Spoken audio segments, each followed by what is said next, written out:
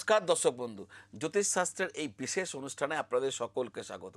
দর্শক বন্ধু, বেশ কয়েক পর্ব ধরে, আজকে আমি দশম পর্ব, বেশ কয়েক পর্ব ধরে আপনাদের সামনে ভাগ্য, এই আমরা যা আজকে ভোগ করছি, দুর্ভাগ্য সৌভাগ্য যা ভোগ করছি, এর পেছনে কি কাজ করছিল, কোন ফ্যাক্টস আছে, কোন ফ্যাক্টসের জন্য আজকে আমরা যা অসুবিধা ভোগ করছি, যা সমস্যা ভোগ করছি বা যাই ভোগ করছি, তার পেছনের কারণটা কী ছিল, এই কারণটাকে আমরা খুঁজে বার করার চেষ্টা করছি। আর যারা আমার এই অনুষ্ঠান লাস্ট এই 9টা এপিসোড দেখেছেন, তারা নিশ্চয়ই পুরো জিনিসটা সম্পর্কে ওয়াকিবহাল হয়ে গেছে। আগামী কয়েকটা পর্ব ধরে একই আলোচনা আপনাদের সামনে করব, কারণ এটা অত্যন্ত গুরুত্বপূর্ণ আলোচনা দর্শক বন্ধু। এর মধ্যেই সব লুকিয়ে রয়েছে, বলতে পারেন ভাগ্য রহস্য। প্রতি পর্বে পর্বে আপনাদের সামনে আমি উন্মোচন করার চেষ্টা করছি। কেন দর্শক বন্ধু, আপনারা কোনো সমস্যা হলে, আপনারা প্রথমত এই যে অনুষ্ঠান দেখছেন, এটা জ্যোতিষের অনুষ্ঠান, তাহলে আমি ধরে নেব আপনারা যারাই এই অনুষ্ঠান দেখছেন আগ্রহ নিয়ে, তারা প্রত্যেকেই জ্যোতিষশাস্ত্রের ওপর একটা গভীর অনুরাগ রয়েছে, গভীর বিশ্বাস রয়েছে, আস্থা রয়েছে। আপনারা জ্যোতিষশাস্ত্রকে ভালোবাসেন, আপনাদের ওই ভালোবাসা যেন অটুট থাকে। এই ভালোবাসা কখনো যেন আপনাদের মনে না হয় যে জ্যোতিষশাস্ত্র বেকার, ভুল ইত্যাদি, দিস দ্যাট, কখনো যেন মনে না হয়। আপনাদের এই শাস্ত্র সম্পর্কে চিরকাল যাতে আস্থা অটুট থাকে, তার জন্যই আমার এই ছোট্ট প্রয়াস। তার কারণ এটা কলিযুগ, কলিযুগে যে কোনো জিনিসের মতন এই শাস্ত্রের অপব্যবহার হচ্ছে।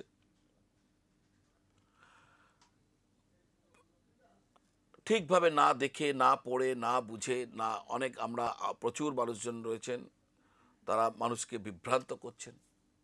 জ্যোতিষের পূর্ণ জ্ঞান, দেখুন জ্যোতিষের পূর্ণ জ্ঞান এক জীবনে সম্ভব না, তো কিছুটা তো জ্ঞান দরকার। মানে যেটুকু না হলে অন্তত কোনো মানুষের প্র্যাকটিস করাই উচিত না, এইটুকু জ্ঞান জ্যোতিষের হওয়ার পরে তার প্র্যাকটিস করা উচিত। তো সেইটুকু জ্ঞান যার আছে, যথাযথভাবে আছে, সেই মানুষ আর একজন মানুষকে পথ দেখাতে পারেন। কিন্তু মুশকিল হচ্ছে কি, যেহেতু এটা কলিযুগ, সমস্যা অন্য জায়গায় রয়েছে, হয়তো সেভাবে বুৎপত্তি না রেখেই দেখা যাচ্ছে একজন আরেকজনকে পরামর্শ দিয়ে দিচ্ছেন, আর সেই পরামর্শ অন্য মানুষকে কোনোভাবে উপকৃত করছে না। আর ফলস্বরূপ যারা উপকৃত হচ্ছেন না, তারা জ্যোতিষের উপর আস্থা হারাচ্ছেন। তো এই যে ঘটনা, এই পুরো ঘটনাটা রোধ করা সম্ভব যদি আমাদের প্রত্যেকের মধ্যে সামান্যতম জ্ঞান জ্যোতিষ সম্পর্কে থাকে, একটা প্রাথমিক জ্ঞান। দর্শক বন্ধু, যে কোনো জিনিসের উপর আমাদের প্রত্যেকেরই প্রাথমিক জ্ঞান থাকার দরকার। নাহলে আমরা কিন্তু সেই সাবজেক্টে যখন আমরা সেই সাবজেক্টকে যখন আমরা ধরতে যাব, তখন আমরা কিন্তু সেখানে অন্যের ওপর অন্ধভাবে পুরো সম্পূর্ণ ডিপেন্ডেবল হয়ে থাকতে পারি। এটা ঠিক নয়। বিশেষ করে যারা এই আমার অনুষ্ঠান প্রতিদিন দেখেন, জ্যোতিষের সামান্য জ্ঞান তাদের মধ্যে থাকা উচিত। আর জ্যোতিষের সামান্য জ্ঞান করা, তার থেকে একটু বেশি আপনি প্রাপ্ত হয়ে যাবেন যারা এই অনুষ্ঠানকে প্রতিদিন দেখেন। এখানে আমি কখনো এরকম করি না যে আপনি আপনার ভাগ্যটা বলবেন, ডেট অফ বার্থ বলবেন, টাইম অফ বার্থ বলবেন, প্লেস অফ বার্থ বলবেন, আর আমি আপনার ভাগ্য বলে দেবো। যেটা সাধারণত টেলিভিশন মিডিয়ায় দেখা যায়, যে এক ব্যক্তি টেলিফোনের ওপর থেকে ফোন করছেন, করে বলছেন যে এই আমার জন্ম তারিখ, জন্ম সময় একটু বলে দিন না কি ভাগ্য আছে। হয়তো জ্যোতিষ ব্যক্তিরা তাই বলছেন, কিন্তু এই অনুষ্ঠানে আমি সেটা করি না, আর কোনোদিন করবও না। কেন? তার পেছনে 2-3টে কারণ রয়েছে, এটাও বলার দরকার। কারণ আপনারা অনেকে আছেন যারা আমাকে এই প্রশ্নটা করেন যে আপনি টেলিফোনে, আপনার টেলিফোন করে আপনি তো কোনো উত্তর দেন না, আমার ভাগ্য সম্পর্কে জানতে চাই, আপনাকে টেলিভিশনেও উত্তর দেওয়া যায় না। আর দেখুন, প্রথম কথা, মানুষের ভাগ্য এত চিপ নয় যে 2 মিনিটে আপনার ভাগ্য আমি বলে দেবো। আপনি ওখান থেকে ফোন করলেন আর আমি এখান থেকে বলে দিলাম। রেলে দেখবেন একটা, আগে থাকতো স্টেশনে, দেখা যায় না, আগে থাকতো, অনেকেরই মনে আছে, একটা কয়েন গলিয়ে দেবেন, একটা এরকম যন্ত্র মতন বসানো থাকে, আর একটা টিকিট বেরিয়ে আসবে, তো আপনার ভাগ্য লেখা আছে। একটা কয়েন দিলেন আর সঙ্গে সঙ্গে আপনার ভাগ্য বেরিয়ে এলো। এত সোজা আপনার ভাগ্য নয় দর্শক বন্ধু। একটা মানুষের ভাগ্যকে রিড করতে গেলে যথেষ্ট সময়ের প্রয়োজন। একটি মানুষের ভাগ্য, তার যে হরোস্কোপ কুণ্ডলী, সেই কুণ্ডলী প্রথম D1 দেখলে তো হবে না, D1 দেখতে হবে, অর্থাৎ D9 অর্থাৎ নবাংশ দেখতে হবে। আরও এছাড়া আরও দ্বাদশাংশ, ষোড়শাংশ, আরও অনেক চার্টস রয়েছে, দশমাংশ, সব দেখতে, চতুর্থাংশ, সমস্ত কিছু দেখতে হবে। দেখার পরে একটা মানুষের সম্পর্কে ধারণা বোঝা যায় আর সেই অনুযায়ী তাকে বলা যায় বা বলা উচিত। 2 মিনিটে কী করে হবে? 2 মিনিটে নুডলস রান্না হতে পারে, 2 মিনিট নুডলস আপনি হলে রান্না হয়ে গেল, আপনাকে দিয়ে দাও। আপনার ভাগ্যতার 2 মিনিটস নুডল নয়, 2 মিনিটে রান্না করে দিয়ে দেবো। আর এই জন্য আমি কখনো এখানে বলি না, আর এটা হচ্ছে প্রধান কারণ। আর দ্বিতীয় হচ্ছে, আমি এখানে যা বলতে চাই, দেখুন ভগবানের দয়াতে, আপনাদের সকলের শুভেচ্ছায়, এই চ্যানেল কর্তৃপক্ষের সহযোগিতায় সামান্য একটা সময় পেয়েছি, যে সময়ের দ্বারা এই ধরনের আলোচনা আপনাদের সামনে আমি করতে পারি। তো সেই সময়টাকে আমি অপব্যয় হতে দিতে চাই না। ওই সময়টুকু প্রকৃত জ্যোতিষ শাস্ত্রের আলোচনায় কাজে লাগুক, এটাই আমি চাই। এই সময়ের মধ্যে এমন কিছু কথা আমি বলতে চাই যার দ্বারা আপনি আপনাদের দৈনন্দিন জীবনে, প্রত্যেক দিনের ব্যবহারিক জীবনে আপনারা যাতে উপকৃত হতে পারেন তার চেষ্টা করে যাই। আপনারা বলতে আপনারা সমষ্টিগতভাবে, আপনি যদি ফোন করেন আর আমি যদি একটা কিছু বলি আপনাকে, আপনার ব্যক্তিগত প্রশ্নের উত্তর দিই, তাহলে আপনি উপকৃত হবেন। এখানে আপনারা নেই। কি হবে? আপনি ফোন করলেন, আমি বলে দিলাম, তা আপনি হয়তো উপকৃত হলেন, আর বাদবাকি যারা এই টেলিভিশন দেখছেন, অনুষ্ঠান দেখছেন, তাদের কি উপকার হলো? তাদের তো কোনো উপকার হলো না। তারা আমার পাণ্ডিত্য দেখলেন হয়তো, আরে বাপরে বাপ, উনি ফোন করলেন, কি সুন্দর বলে দিলেন, সব মিলে গেল, আপনারা মুগ্ধ হলেন, হয়তো আমার চেম্বারে ভিড়টা বেড়ে গেল। প্রয়োজন নেই। দর্শক বন্ধু, জল যদি তেষ্টা পায় না, কলকে জলের কাছে যেতে হয় না। জল যদি তেষ্টা পায়, কলকে জলের কাছে যেতে হয় না, আপনি ঠিক কলের কাছে পৌঁছে যাবেন। সুতরাং দর্শক বন্ধু, আমি সেই প্রচেষ্টা করি যাতে একজন ব্যক্তির না, সকলের কাজে লাগে। অর্থাৎ আমার এই অনুষ্ঠান সমষ্টির জন্য, আমি কালেকটিভলি সকলের যাতে কাজে লাগে সেই জন্য এই ধরনের অনুষ্ঠান করি। ছোট্ট একটা বিজ্ঞাপন বিরতি, একটু সঙ্গে থাকুন, আমি এক্ষুনি ফিরে আসছি। ফিরে এলাম বিরতির পর দর্শক বন্ধু। তো দর্শক বন্ধু, আমার বিরতি যাওয়ার আগে বলছিলাম, আমি এই অনুষ্ঠানের মধ্যে দিয়ে যা বলার চেষ্টা করি তা যেন সমষ্টিগতভাবে বহু মানুষের কাজে লাগে। শুধু একটি ব্যক্তির জন্য এই অনুষ্ঠান নয়, একটি ব্যক্তিকে সাহায্য করার জন্য আমার চেম্বার রয়েছে, আমার বাড়ি রয়েছে, যেখানে আপনারা আসতে পারেন, এসে যোগাযোগ করতে পারেন। যারা বাড়িতে আসতে পারছেন না, চেম্বারে আসতে পারছেন না, অনেক অনেক অনেক দূরে থাকেন, তারা চাইলে আপনারা ফোন করতে পারেন, অর্থাৎ ফোন করে বা মেল করে, হ্যাঁ, আপনি পরামর্শ নিতে পারেন, মেল করতে পারেন, মেলের মাধ্যমে জানতে পারেন। তো অনেক রকম সাধন আছে, সেই সাধনের দ্বারা আপনি আমার সঙ্গে ব্যক্তিগতভাবে যোগাযোগ করতে পারেন। আর ব্যক্তিগত পরামর্শের, ব্যক্তিগত যা আপনার প্রয়োজন, আমি মেটাবার চেষ্টা করব।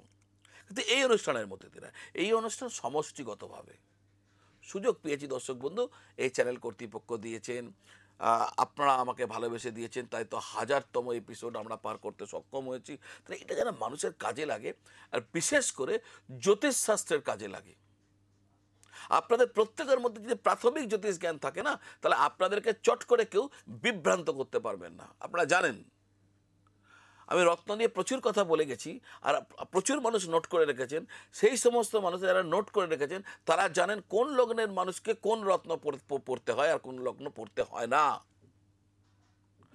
এটা তারা জেনে গেছেন। ওই রাশি অনুযায়ী রত্ন জীবনে কখনো পড়তে নেই, অমুক রাশি তমুক রত্ন পড়ো, রাশি অনুযায়ী রত্ন পড়তেই নেই, এটা আমার দর্শক বন্ধুরা জানেন। কারণ রাশি হচ্ছে মনের কারক, রত্ন তো মনে মনে পড়বেন না, রত্ন পড়বেন দেহে, দেহের কারক হচ্ছে লগ্ন, লগ্ন বেশ করে রত্ন পড়তে হয়। লগ্ন বেশ করে যে কুণ্ডলী প্রস্তুত হচ্ছে, সেই কুণ্ডলীর ভাব অনুযায়ী পড়তে হয়। এবং বিশেষ প্রতিটি লগ্ন, এক একটা লগ্নের ক্ষেত্রে এক একটা রত্ন পড়া উচিত, আবার আর একটা রত্ন পড়া উচিত না। তো কোন লগ্নে কোনটা পড়া উচিত, কোনটা পড়া উচিত না, এই যে বিস্তৃত আলোচনা করেছি, যারা আমার অনুষ্ঠান দেখেছেন তারা জানেন। তবে সেই দর্শক যখন কোনো কারণে কোনো জ্যোতিষ ব্যক্তিত্বের শরণাপন্ন হবেন, তিনি কিন্তু আগে থেকে সচেতন হয়ে রয়েছেন, তিনি কিন্তু ভুল কখনোই করবেন না বা বিভ্রান্ত হবেন না। আর এটাই আমার প্রচেষ্টা। দর্শক বন্ধু, এই আলোচনা আমি শুরু করেছি আমাদের ভাগ্য কিভাবে তৈরি হয় সেই নিয়ে, ভাগ্যের পেছনের কথা। অর্থাৎ পূর্বজন্মে আপনি যেমন যেমন কাজ করেছেন সেই অনুযায়ী আপনি ফল প্রাপ্ত হচ্ছেন। পূর্বজন্মের কর্ম, পূর্বজন্মের আপনি যে কর্ম করেছেন সেই কর্ম দ্বারা যে সেই সঞ্চিত কর্ম বর্তমান জন্মে জাগ্রত হয়ে আপনাকে প্রারব্ধ ভোগ দিচ্ছে। তো পূর্বজন্মের সঞ্চিত কর্ম আপনার শরীরের মধ্যে শর্ট চক্রে অবস্থান করছে, বিভিন্ন চক্রে অবস্থান করার জন্য বিভিন্ন রকম ফল আপনি প্রাপ্ত হন। এর আগের বিভিন্ন এপিসোডসগুলোতে আমি বলে গেছি, আপনার লাস্ট বলে গেছি মণিপুর চক্রের কথা। তো আজকে আপনাদেরকে বলবো অনাহত চক্রের কথা। অনাহত চক্র আপনার বুকের মধ্যভাগে রয়েছে 12টি পাপড়ির, সবুজ রঙের পাপড়ি রয়েছে, সবুজ রঙের 12 পাপড়ির একটি পদ্ম আপনার বুকের মাঝখানে, এটাকে বলা হয় অনাহত চক্র। আর এই অনাহত চক্রের পাপড়িগুলোর মধ্যে বা অনাহত চক্রের ওপর, পদ্মের ওপর যদি পূর্বজন্মের সঞ্চিত কর্মেতে বসে, সঞ্চিত কর্ম স্টোরের জায়গা হচ্ছে এই চক্রগুলো। সঞ্চিত কর্ম কোথায় স্টোর হয়ে আছে? এই চক্রগুলোর ওপর স্টোর হচ্ছে। তো এখানে যদি এসে পূর্বজন্মের গার্বেজ এখানে যদি এসে বসে, তাহলে সেই ব্যক্তি, দর্শক বন্ধু, প্রথমত এই ব্যক্তির থাইমাস গ্ল্যান্ডে প্রবলেম। তো শুধু এগুলো কিন্তু একদম 2+2 4, মানে 2 আর 2 4 ফর্মুলা, একদম মিলতে বাধ্য।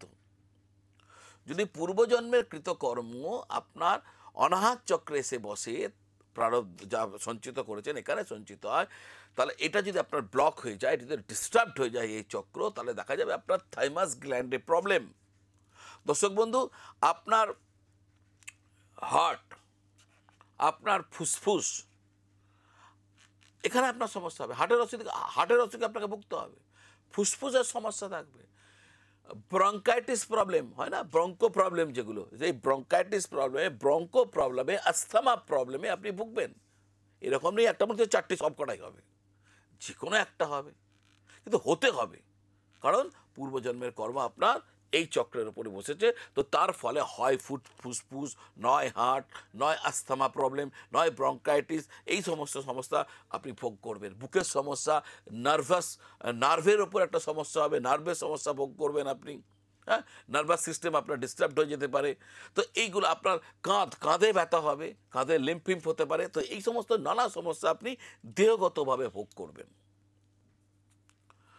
আপনার মাঝে মধ্যেই জ্বর হতে থাকবে, মাঝে মধ্যেই আপনার জ্বর হতে থাকবে, আপনি হাইপার টেনশনে ভুগবেন কোনো না কোনো কারণে। আপনার ব্লাড প্রেশারে দেখা যাবে সমস্যা রয়েছে, হয় লো নয় খুব হাই, যে কোনো একটা হবে। তো কেন না, তো আপনার পূর্বজন্মের সঞ্চিত কর্ম কোথায় বসেছে? অনাহত চক্রে। আর অনাহত চক্রে বসার জন্য এগুলোর তার লক্ষণ দেহগতভাবে। ভাগ্যগতভাবে কি দেখব? আপনার যখন আমি হরোস্কোপ করব, কুণ্ডলী করলে দেখব চতুর্থ ঘর এবং পঞ্চম ঘর আপনার ডিস্টার্ব।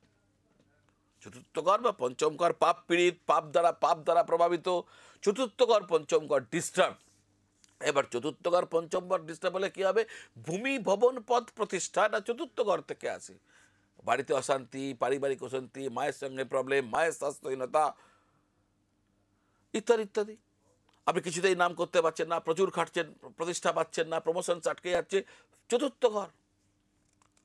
পঞ্চম ঘর আপনার আইকিউ, ইন্টেলেকচুয়ালিটি, উচ্চবিদ্যা যে পাবেন তার কোয়ালিটি সব এখানে, এগুলো পাবেন না, এখানে আটকে যাবেন। চতুর্থ পঞ্চম আটকানো মানে বিদ্যা ভাবে আপনার প্রবলেম, বিদ্যা অর্জন করতে গিয়ে আপনি আটকাবেন। তো সম্বন্ধে এগুলো সব বোঝা যায়, সব বলা যায়, সব দেখা যায়। আর দেখা যখন যায় তাহলে এটা ঠিকও করা যায়। এই ঠিক করতে গেলে কি করতে হবে? আপনাকে সময় দিতে হবে।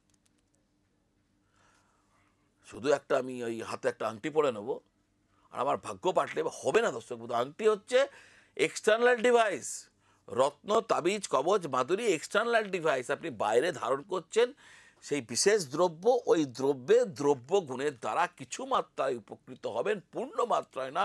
পূর্ণ মাত্রায় উপকৃত হলে আপনার পূর্বজন্মের কর্ম যা আপনার অনাহত চক্রের মধ্যে এসে বসেছে সেটাকে দূর করার জন্য যে পদ্ধতি, সেই পদ্ধতিগুলো অবলম্বন করতে হবে।